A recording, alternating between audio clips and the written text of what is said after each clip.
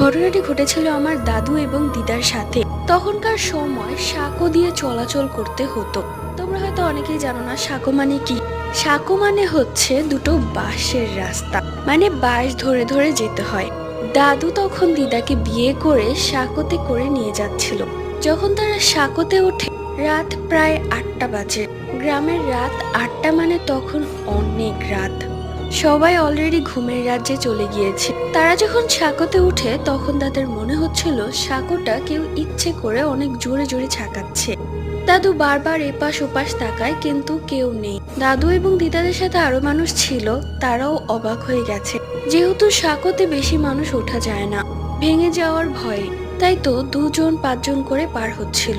দাদু এবং দিদা যেই না সাঁকো পার করে সামনে এসে পড়েছে, অমনি দেখে একটা কালো ছায়া সাঁকোর সামনে দাঁড়িয়ে আছে। তারা দোয়া পড়তে থাকে।